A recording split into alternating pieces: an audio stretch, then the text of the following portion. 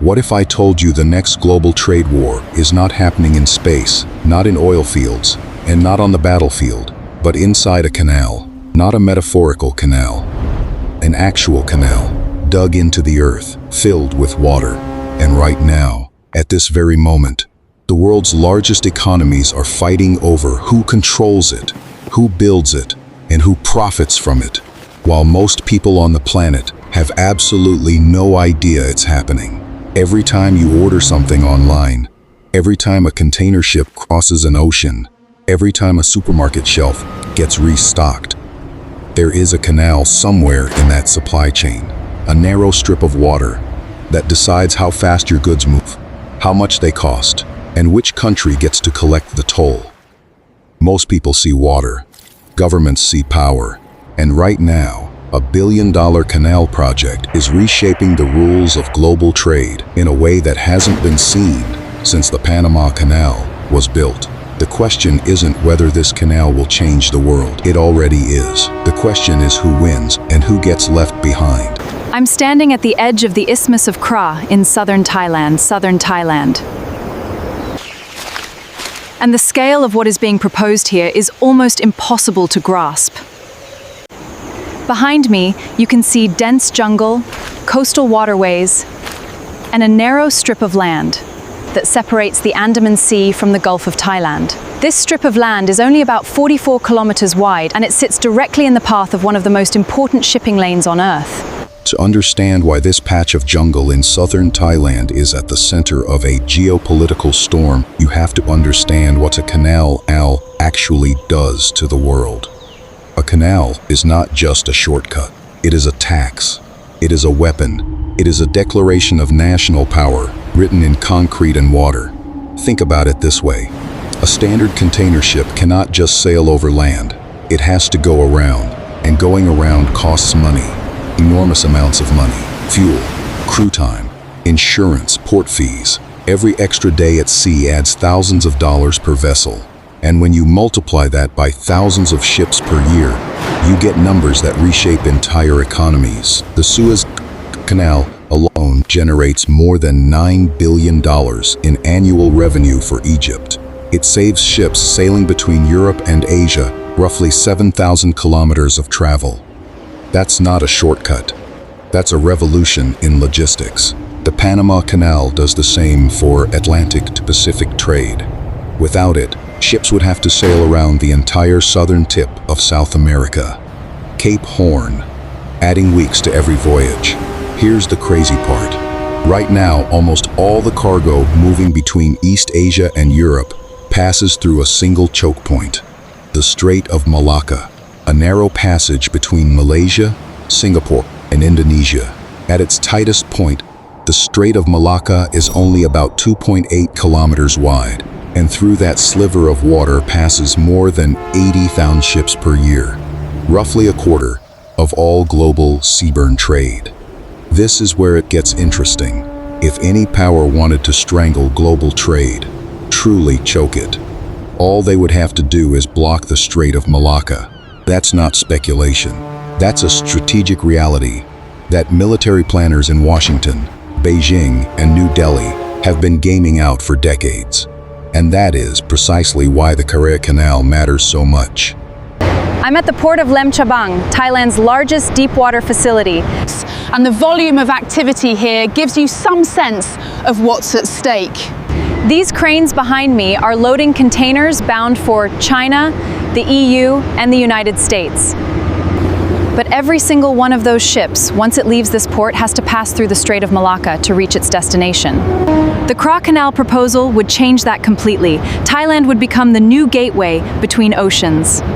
The Kra Canal, sometimes called the Thai Canal, is a proposal to cut a shipping channel directly through the Isthmus of Kra in southern Thailand. The idea is staggeringly simple. Instead of forcing ships to sail south all the way around the Malay Peninsula, down through the Strait of Malacca, and back up again, you dig a canal right through the land. Ships save approximately 200 kilometers. That's 2 to 3 days of sailing time depending on the vessel. 2 to 3 days. That doesn't sound like a lot, But in the shipping industry, 2 to 3 days per voyage per ship, multiplied across tens of thousands of transits per year, is worth billions of dollars annually. And whoever controls the canal collects the toll. This idea is not new. It has been proposed and debated for over 300 years. Thai kings considered it. The French considered it. The British colonial administration considered it. And every time, the answer came back the same. Too expensive, too complicated, too geopolitically dangerous. But the world has changed. And this time, the project has serious backing. In the last decade, Chinese state investment groups have conducted multiple feasibility studies on the Kra Canal. They have met with Thai officials. They have commissioned engineering surveys. The numbers that came back were enormous. Construction cost estimates ranging from $25 billion to as high as $100 billion, depending on the depth, width, and lock configuration of the canal. But those numbers are not a barrier. They are a reason, because whoever finances a canal of this scale does not just build infrastructure, they build leverage. I'm now in a government planning office in Bangkok. And officials here are very careful about how they talk about the Kra Canal. The project exists in a strange political space, publicly discussed, endlessly debated, but never officially approved. The government is caught between enormous economic potential and enormous strategic risk. Because saying yes to this canal means choosing sides in a rivalry between China, the United States, India, and every other power with interests in Southeast Asian trade. But the real battle was not underground, it was economic. Because here is what nobody in the mainstream press is talking about. The Kra Canal is not just a Thai infrastructure project, it is a test case for the entire future of Chinese Belt and Road infrastructure investment in Southeast Asia. China's Belt and Road Initiative, BRI, has already financed ports, railways, pipelines, and highways across dozens of countries.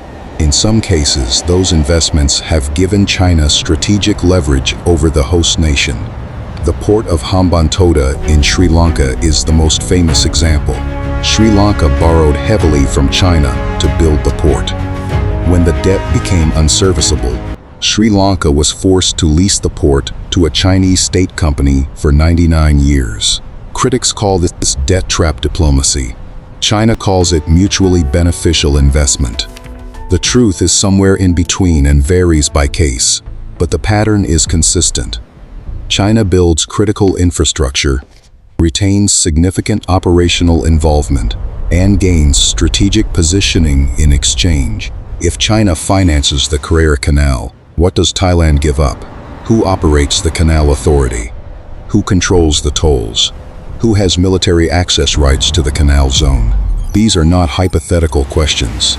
They are negotiating points that have been discussed in closed-door sessions between Thai and Chinese officials for years, and they are the reason the United States, India, Japan, and Australia have all quietly signaled that they would prefer the Kra Canal never get built at all. Wait until you hear what this canal could change. Because the economic modeling is staggering. If the Kra Canal opens with a capacity of roughly 50,000 ship transits per year, comparable to the Suez Canal, and charges average tolls in the range of the Suez Canal's fees, annual toll revenue could reach $7 to $10 billion over a 30-year operating period. That is hundreds of billions of dollars in cumulative revenue, plus the economic development of the surrounding canal zone.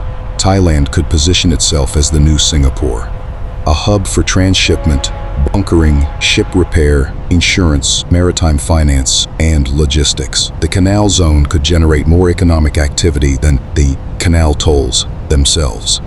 I'm on a highway overpass overlooking the Gulf of Thailand. I'm here in the Gulf of Thailand, watching a container ship disappear over the horizon. But just 50 kilometers from here, engineers have marked the ground where that route could one day end. It's heading south, toward the Strait of Malacca, the way every ship has gone for centuries. where ships will turn north instead of south, where a canal that has been debated for 300 years might finally be cut into the earth. What I keep thinking about is how ordinary this coastline looks pro, and how completely it could change. So where does this stand today? As of the most recent reporting, Thailand has not formally approved the Kra Canal. Multiple feasibility studies have been completed. Multiple financing frameworks have been proposed. Multiple rounds of political debate have cycled through the Thai parliament and the military government. And each time the project has stalled. Not because it is impossible, but because the political cost of choosing sides is too high. Thailand sits in a genuinely precarious position. It is a close economic partner of China. It is also a treaty ally of the United States, with a long history of American military cooperation and basing rights. Approving a canal that primarily benefits China's strategic interests could put that relationship in serious jeopardy. Blocking the canal indefinitely could push China to invest its infrastructure money elsewhere, and Thailand would watch that economic opportunity evaporate. The delays have consequences. Every year that passes without a decision is a year that China continues to look for alternative routing solutions. Chinese engineers and state planners have been studying a land bridge alternative, a railway and pipeline corridor across the Isthmus of Kra that would transfer cargo between the two coasts overland without a canal at all. This option would cost far less, carry far fewer environmental risks, and achieve most of the strategic routing goals without requiring decades of canal construction. If the land bridge gets built first, the case for the canal weakens dramatically, and Thailand loses the extraordinary leverage it currently holds over a decision that the entire world's supply chains depend on. Here's the crazy part. This geopolitical drama, worth hundreds of billions of dollars, touching the lives of billions of people who depend on the goods that move through these waters, is barely discussed in the Western press. It does not trend. It does not generate breaking news alerts. There are no dramatic summits or televised negotiations. It happens in feasibility study documents, in closed government sessions, in quiet meetings between infrastructure bankers and maritime strategists. But its effects will reach every household on Earth. When shipping costs change, everything changes. The price of electronics, the price of clothing, the price of food, the price of the raw materials that go into the products you use every day. All of it is downstream of decisions made about waterways that most people could not find on a map. I'm at the observation deck of a maritime traffic control facility outside Bangkok. On the screen behind me, you can see the live tracking data for vessels currently transiting the Strait of Malacca. Right now, at this moment, there are over 300 ships in that corridor. Tankers carrying crude oil, container ships loaded with semiconductors and consumer goods, bulk carriers full of grain and coal, all of them passing through a waterway 2.8 kilometers wide. All of them going the only way they can go. Here is what you need to understand about infrastructure and power. Great infrastructure does not follow power. Power follows great infrastructure. The nations that built the canals, the railways, the ports, and the cable networks did not just move goods. They moved the center of the world. They decided which cities grew and which cities withered. They decided which trade routes were profitable and which were abandoned. They decided, quietly, without armies, without declarations of war, who mattered in the global economy and who did not. The Panama Canal made the United States the dominant power in the Western Hemisphere. The Suez Canal made Britain the dominant power in the Eastern Mediterranean for a century. And when Egypt nationalized it in 1956, that seizure triggered one of the greatest geopolitical crises of the Cold War. The Dutch built their maritime empire not on military conquest alone, but on the deliberate, systematic development of the most efficient shipping network in the world.